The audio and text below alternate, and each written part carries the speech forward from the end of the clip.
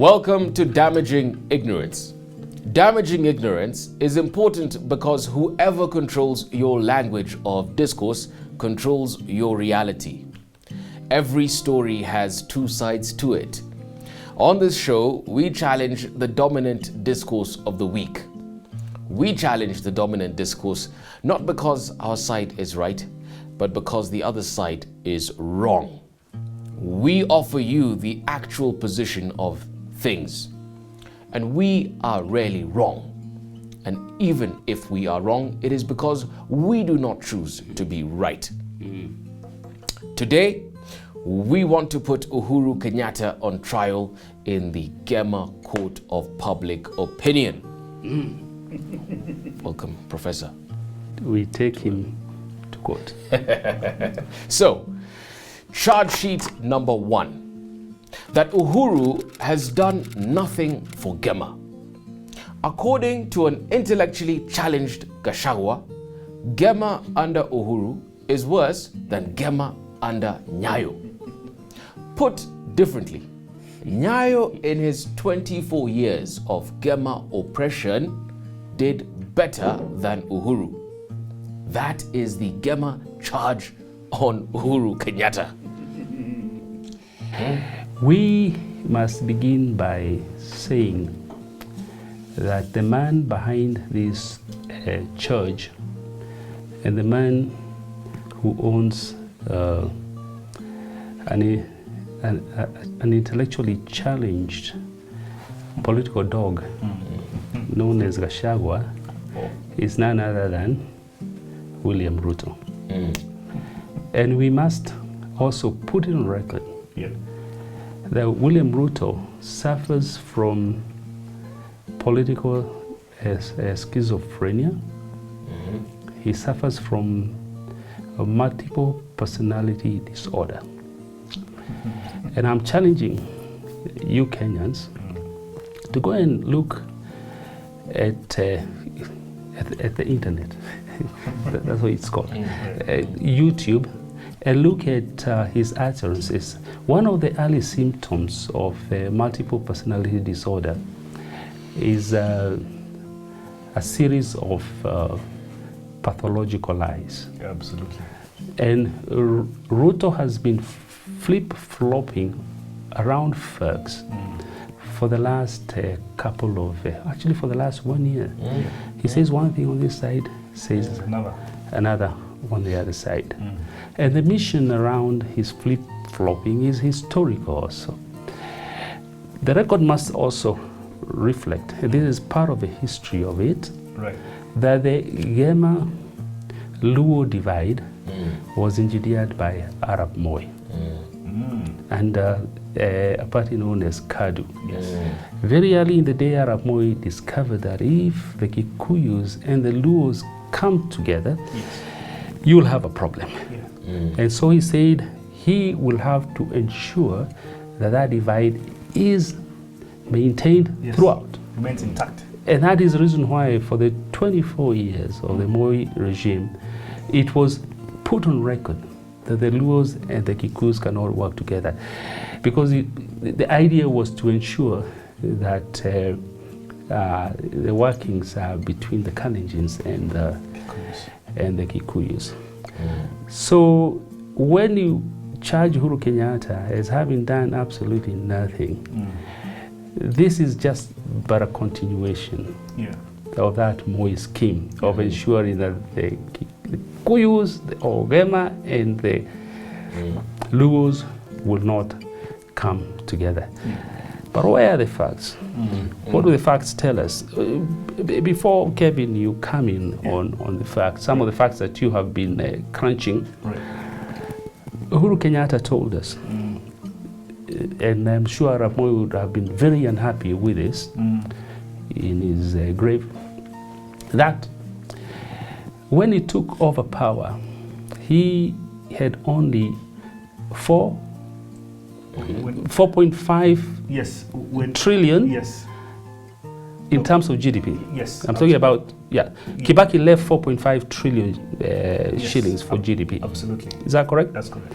Right now we are at 11 trillion shillings GDP. Yes.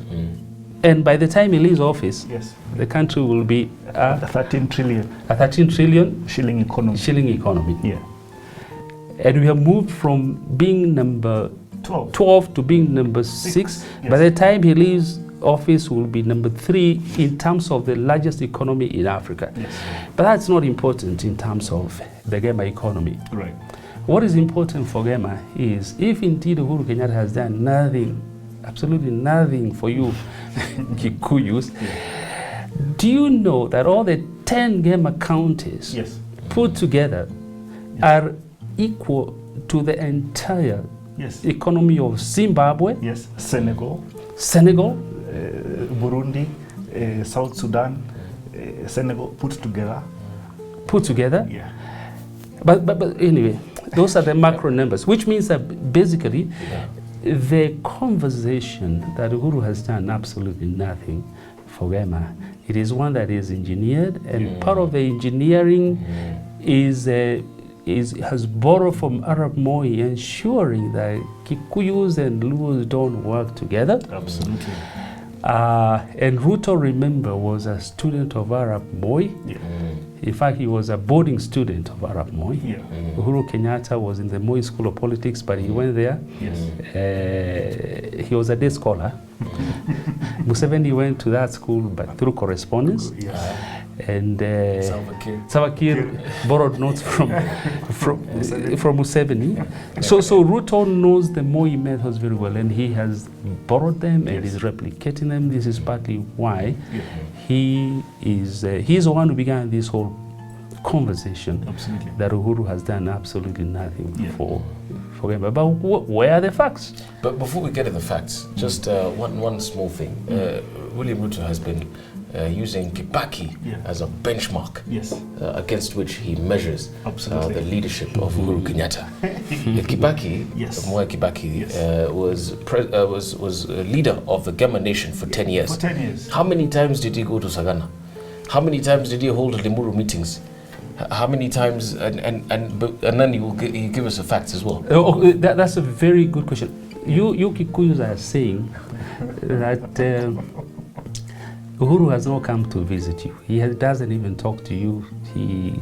He's held up. Doesn't talk to the leaders. But I want to ask you, this is a question you're asking. How often did Kibaki visit your spaces? How often did Kibaki call you into State House to come and have a conversation with him?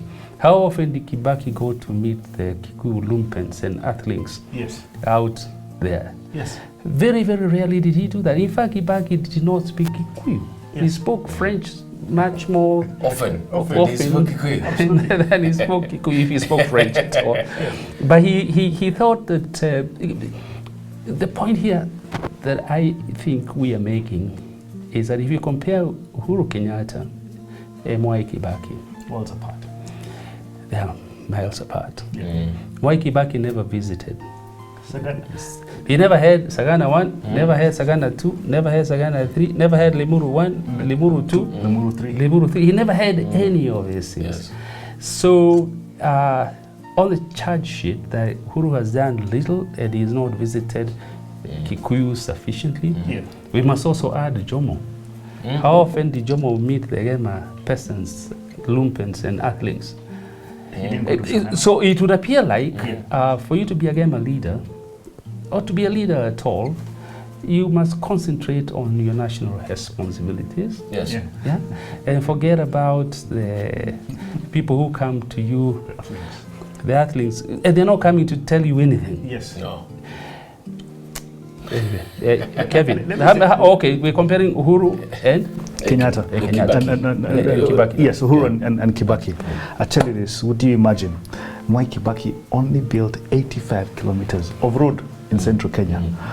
Uhuru Kenyatta has built 2,100, right?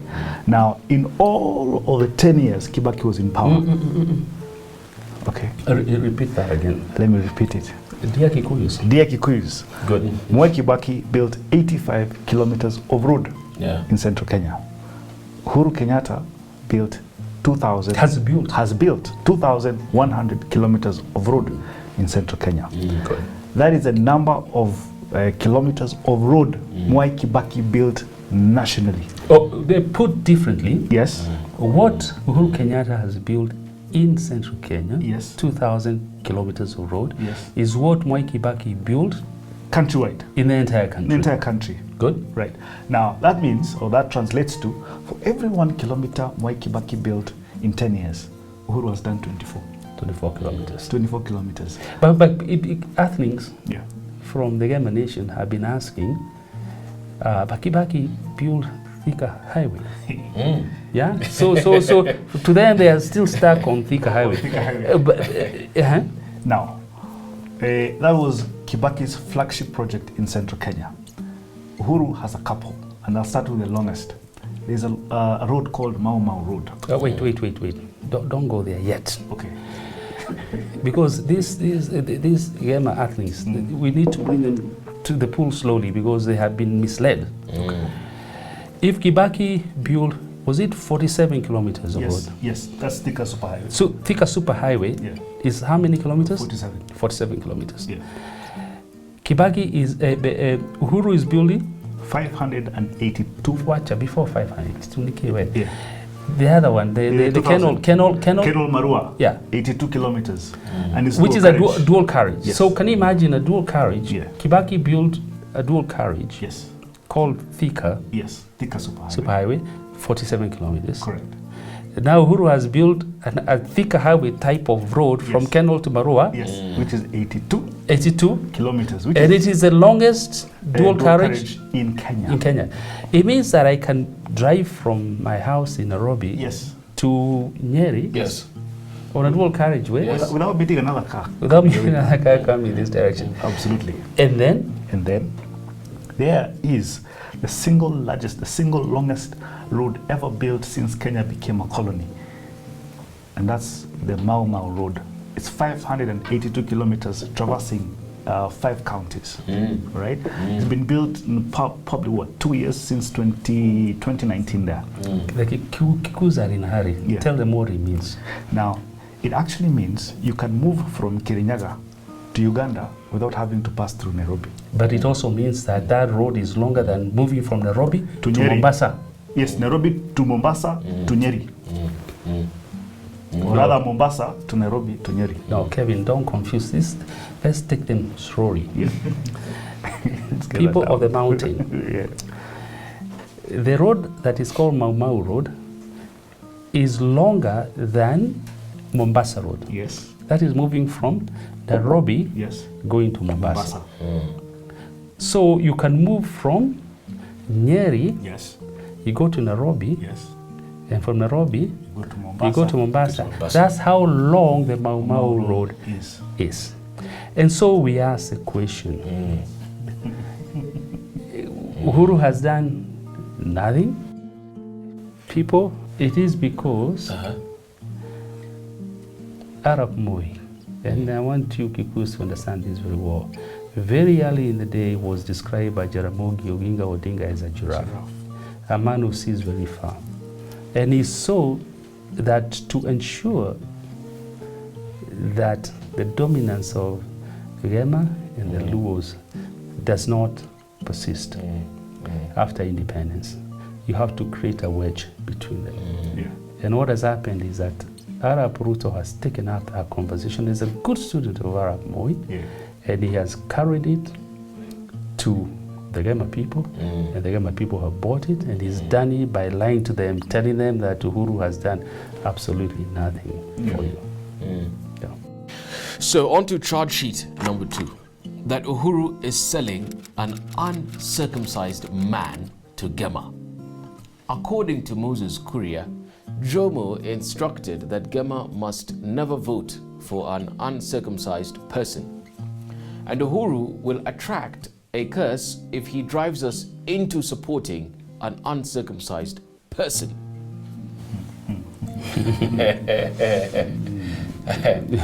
Question 1. Who tells Moses Kuria that Raila is not circumcised? How did he? How does he know?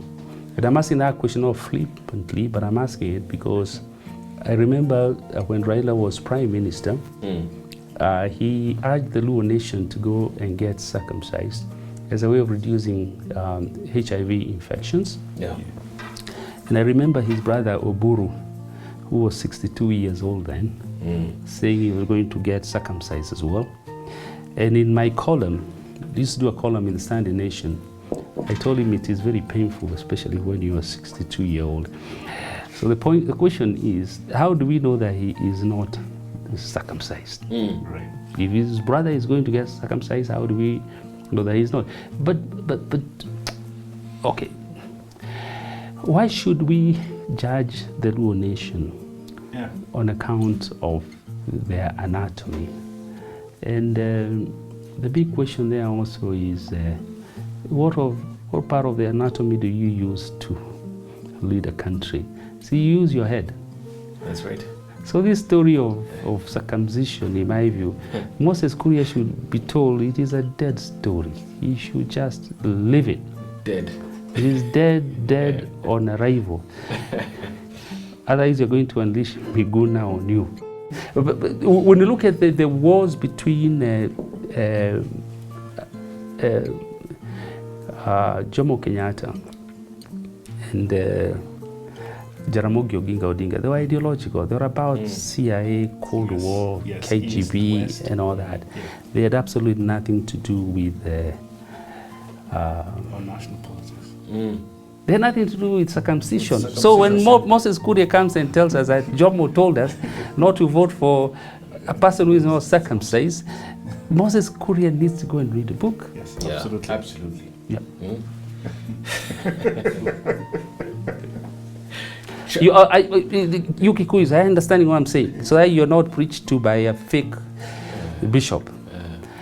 The war between the Luos and the Kikuyus was first and foremost engineered, perpetuated and reproduced by Arab Moi. Point number one. Yes. That war has had and it has absolutely no relationship with circumcision. End of story. Wait, before I end the story, there are only 38% of males globally who are circumcised. Yes. So circumcision is overrated, in my view. Moses Kuria, please look for something else to hit Baba Man on. And also, we are also urging you to go and find out from him. You can ask him. Straight up. Charge sheet number 3, that Uhuru betrayed Ruto. He failed to keep his promise. A fellow, dear Kenyans, no Kenyans. It's called what? Dear Kikuyus. Dear Kikuyus.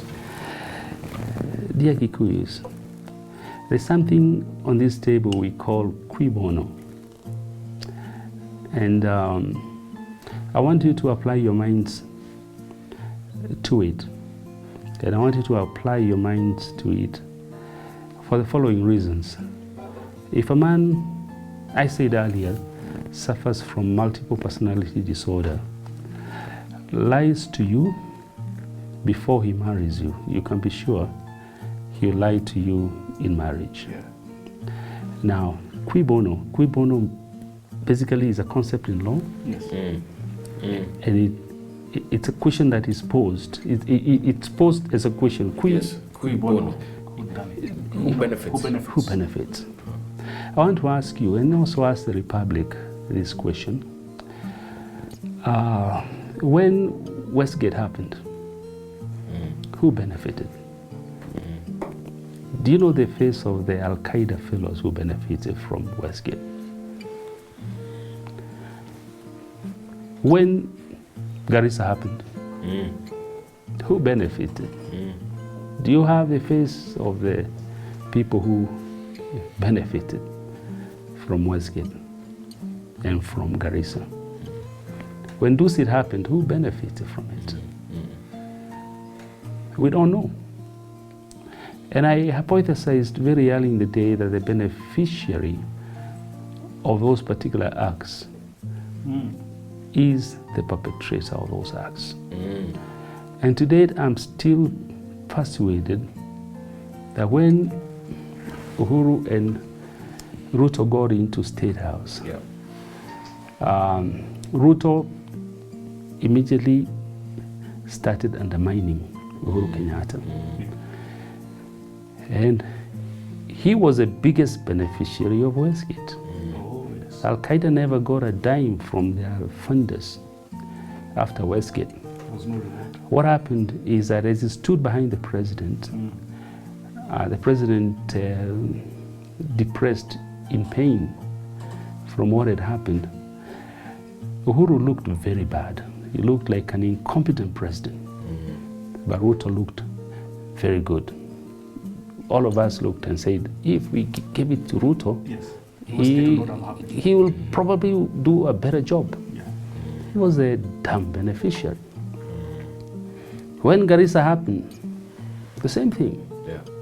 We said, Uhuru doesn't know what he's doing.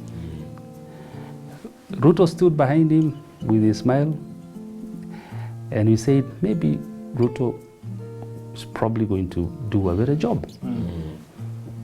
He benefited.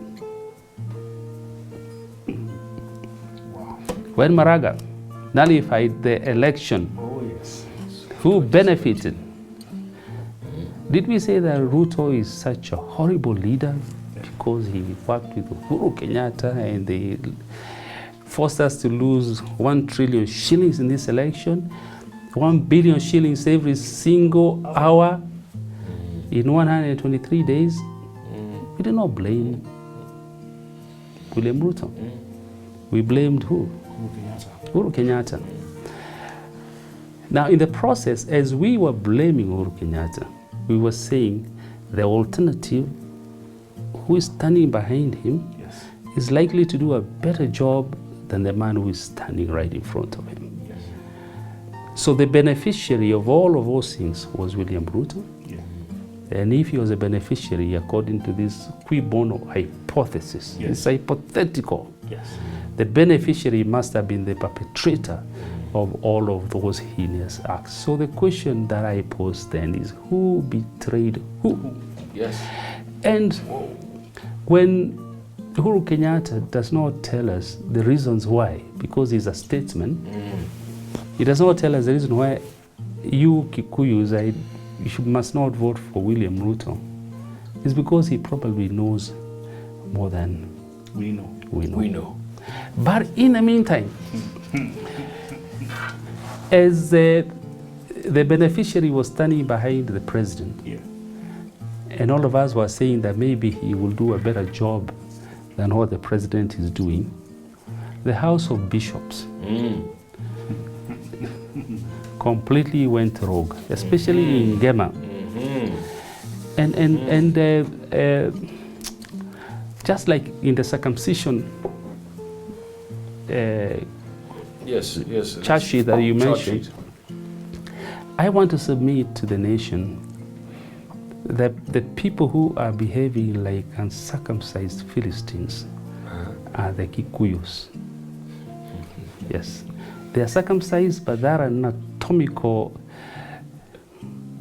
change has not translated into a mindset that is about the national good. So Moses Kure should be told the people who are not circumcised in this particular situation is a GEMA nation. And the bishops in particular took up the narrative of William Ruto of undermining the president through these particular things I am saying. And they went and they preached those particular things in church and persuaded people that, and I know we have been told of pastors. We were with a candidate, don't mention them. Someone, he said that a candidate who, someone. I will not mention. Don't mention the name, but say who said he gives 5,000 bob? Yes. There's a candidate who said he gives 5,000 bob to preachers to say so and so has sponsored you. I mean, so and so is Has sent the has greetings sent greetings to you, to you. and he sends them kidogo pesa on Vote for so and so in the next vote for election. so and so. Tuma salamu kwa tumetuma salamu kwa watu. So he sends, the preacher sends salamu and he's given M-Pesa. The M-Pesa bishops in GEMA are the ones who took the narrative that Ruto created around the incompetence of the president, and they sold those narratives in churches, and that is why we are in the place where we are in now. Yes. And my hunch is that the president said that those bishops will burn in hell, but I am thinking they're going to burn right here. Here on earth. Here on earth.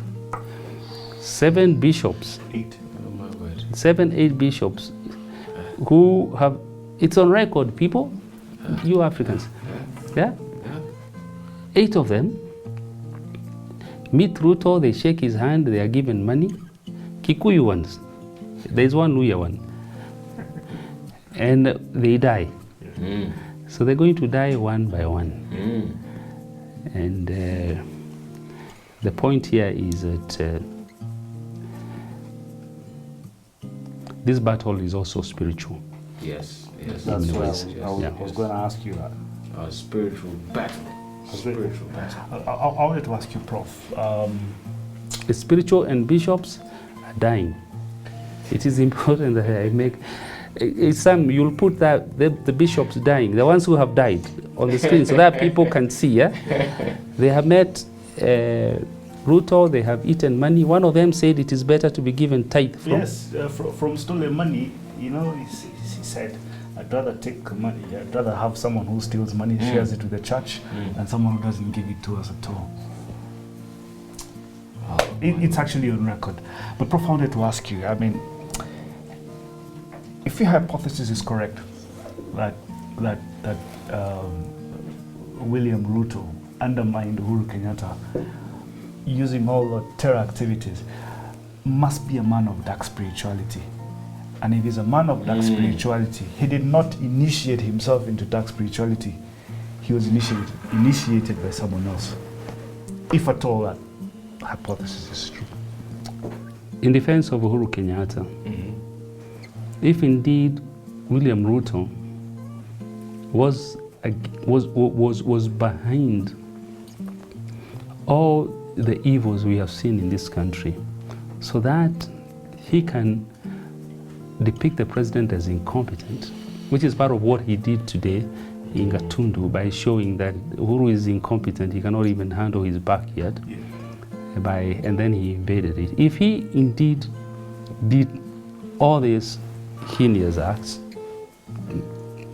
then it must be that he is part of some dark spirituality. You can only do these things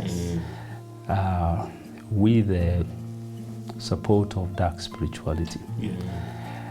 We have accused Raila Odinga on this table of being part of the Sabbath of witches. But the reason why you go to Sangomas and the witches is because you are weak. Yes. And also because you are very disparate. Yes. But if you have a state with you, Then you have God with you. you have God with you, then you don't need to go to the witch, with the witch doctors. But now, Ruto does not have the state with him. He's very disparate. Yes. I would not be surprised that he is consulting some of those dark forces, and he's consulted them for quite a bit. And this is not outrageous, and I'm saying it because Ruto is a creation of the Freemasons. It's a fact. You Kenyans go find out who the people who are funding him are. They're Freemasons.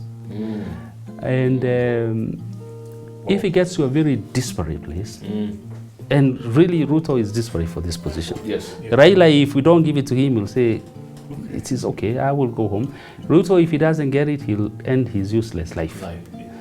So he's very disparate for this position. And that desperation will lead him to dark spirituality. And in my view, you ask a question whether Uhuru betrayed him. Ruto is the one who betrayed him through the different things that he did that cost him, hypothetically, that cost Uhuru to look Elsewhere. incompetent. Look incompetent. Absolutely. Incompetent. But even looking elsewhere is also true. Now, if you have a woman who has come to your house, Jen, and you're together like this, first 5 years, then the next 5 years, she comes in, and then she starts tangering. See, even you will look for. You ask her, where have you been? She says, I've been in Dorea, I've been wherever. So you'll also look for another. No, but in this particular case, Uhuru looked for an older woman. No, they're called what? Juza. Okay, Juza, an older woman. And the old woman has really kept him warm. Now, why would you ask if the other one is mangamangari? So you say now, because I'm leaving, I'm going to leave whatever I have to this 78-year-old woman. Raila has played very well on that. He has. Finally, we would like to pose the deceit hypothesis. If Uhuru has been accused of all these things wrongfully, either GEMA is lying to Ruto or they are lying to Ruto. The GEMA nation is a very rational nation. It's a thinking nation as well.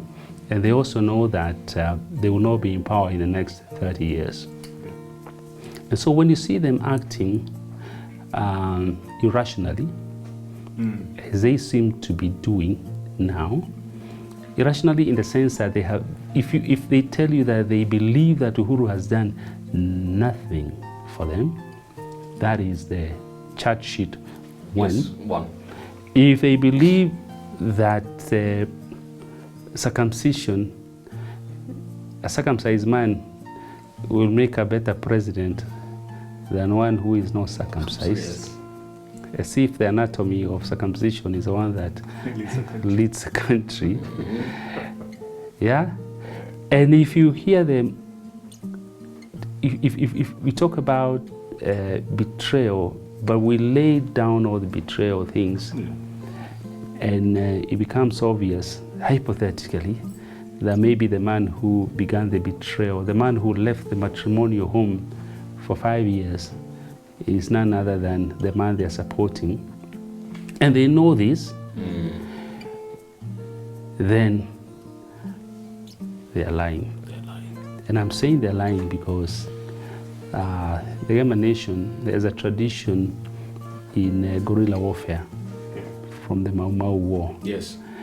And they will tell you, for you to win a war, you must embrace your foremost enemy, bring him in very closely, give him a mouth-to-mouth kiss. In Kikuyu, it's called kumumunya. You mumunya the man, and then drop him when it is important. Now, they knew that in the Mau Mau War. Kiss of death. So all these Kikuyus are doing, because all these things don't make sense. And I hope they don't make sense. So these Kikuyus are doing is that they have gone to William Ruto, they have grabbed him, they have given him a mumunya, that's a kiss, and Ruto has believed that they will make him president. But in my view, if the Mau Mau hypothesis is true, the hypothesis of deceit, I think they will betray him. But another point on that is this, and this is a question to the cleverness of William Ruto. How do you hedge a bet using the constituency of your opponent?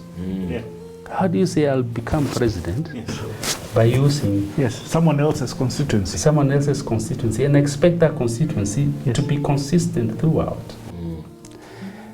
Now, if you have the deceit hypothesis factored into that, Yes. and if I was William Ruto, I would be very careful. I've said it in the past that Kikuyus are traders. Yeah. They do not tell you the price of their potatoes No. 5 months before the election. They'll tell you the price of their potatoes Marketing. a day or two before the marketing. So if a Kikuyu has told you, tuko pamoja, I'll give you my potatoes, they are lying. And that is a Mau Mau doctrine. Absolutely. Well, it is our hope that we have damaged some ignorance. We also hope that we have exposed the owners of the ignorance project. Remember, things are not as bad as they seem. Or are they?